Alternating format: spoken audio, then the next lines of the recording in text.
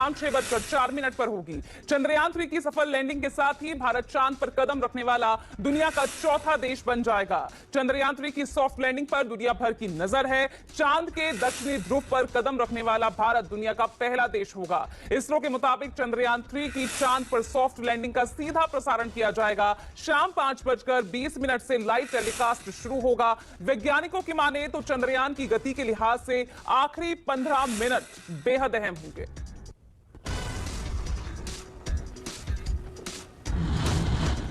चंद्रयान 3 की सफल soft landing के लिए उत्तर से दक्षिण तक दुआओं का दौर देखने को मिल रहा है। वाराणसी के 10 अश्वमेध घाट पर विशेष पूजा का आयोजन किया गया तो अजमेर शरीफ दरगाह में इबादत की गई। भारत के मिशन चंद्रयान का काउंटडाउन शुरू हो चुका है और इसी को लेकर देश भर में पूजा पाठ का दौर शुरू हो गया है। वाराणसी से प्रयागराज समेत देश में चंद्रयान की सफल लैंडिंग के लिए पूजा अर्चना की जा रही है। वाराणसी के मंदिर में भक्तों ने हवन कर चंद्रयान के सफल लैंडिंग के लिए प्रार्थना की तो प्रयागराज के श्रीमठ बागंबरी गद्दी में हवन किया गया और यहां भी चंद्रयान 3 की सफल लैंडिंग के लिए प्रार्थना की गई।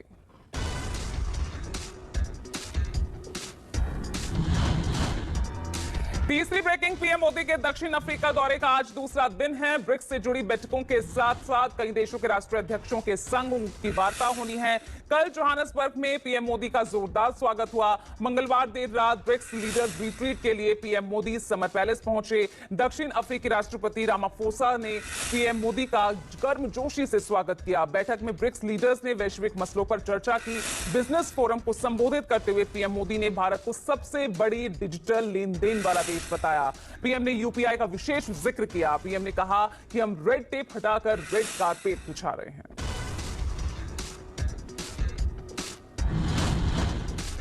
चौथी बड़ी खबर, दिल्ली में अगले महीने होने वाली G20 शिखर सम्मेलन की बैठक में शामिल होने के लिए अमेरिकी राष्ट्रपति जो बाइडेन भारत आने वाले हैं। अमेरिका के राष्ट्रपति जो बाइडेन 7 सितंबर से 10 सितंबर तक भारत में रहेंगे। बाइडेन 20 देशों के समूह में G20 समिट में शिरकत करेंगे। 4 दिवसीय भारत प्रवास के दौरान अमेरिकी राष्ट्रपति बाइडेन और पीएम मोदी के बीच 2 बार मुलाकात होगी।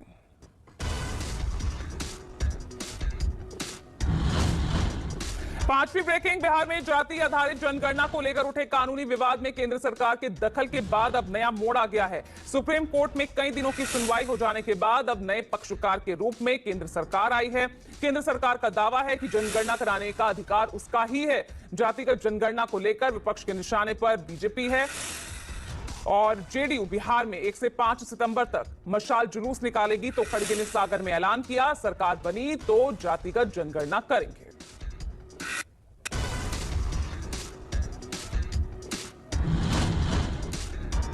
छठी ब्रेकिंग, राजस्थान में इस साल के आखिर में होने वाले विधानसभा चुनाव को लेकर सत्तारूढ़ कांग्रेस और विपक्षी दल बीजेपी पूरी तरह चुनावी मोड में आ चुके हैं।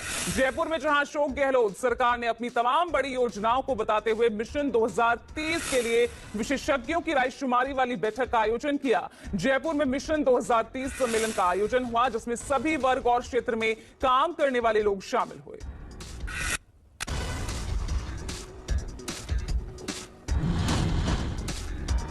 सातवीं ब्रेकिंग, मध्य प्रदेश में हारी हुई सीटों पर मंथन और आगे की रणनीति तय करने के लिए बीजेपी की बैठक है। बीजेपी पिछले चुनाव में हारी हुई सीटों पर प्रत्याशियों की दूसरी लिस्ट भी जल्द ही जारी करेगी। इसके लिए भाजपा के चुनाव प्रबंधन और संचालन से जुड़े बड़े नेता 23 से 25 अगस्त के बीच भोपाल में मंथन करेंगे। इन 3 दिनों में आकांक्षी सीटों पर प्रत्याशियों के नामों पर विचार को लेकर एक बार संभावित जो सूची है वो तैयार की जाएगी और उसके बाद उसे अंतिम मंजूरी के लिए केंद्रीय चुनाव समिति को भेजा जाएगा।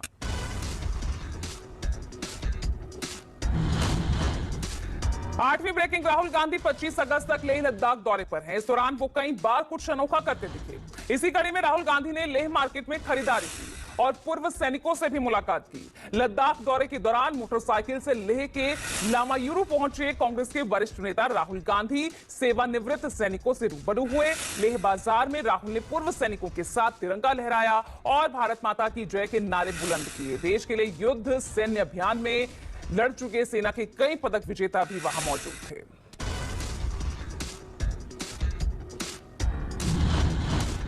नौवीं ब्रेकिंग लोकसभा चुनाव में यूपी की स्थिति पर आज बसपा का मंथन है, थोड़ी ही देर में शुरू होगा। बसपा मायावती ने लखनऊ में आज एक अहम बैठक बुलाई है। इस बैठक में लोकसभा चुनाव 2024 को लेकर चर्चा की जाएगी, जिसमें मुख्य फोकस उत्तर प्रदेश होगा। बैठक में संगठन के विस्तार, बूथ गठन, सेक्टर गठन के साथ साथ कैडर कैंप की तैयारियों को लेकर चर्चा होगी।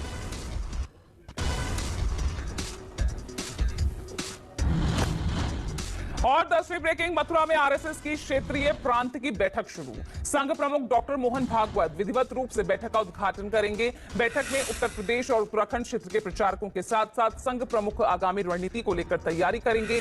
बैठक में संघ के क्षेत्रीय प्रचारकों, संघ चालकों से अब तक की प्रगति रिपोर्ट मांगी जाएगी। पिछले सालों में किए गए कार्यों की समीक्षा के साथ साथ संघ के शताब्दी वर्ष समारोह की तैयारियों को लेकर भी चर्चा की जाएगी और इसके साथ साथ समाज के हर वर्ग को जोड़ने की ठोस रणनीति पर चर्चा होगी।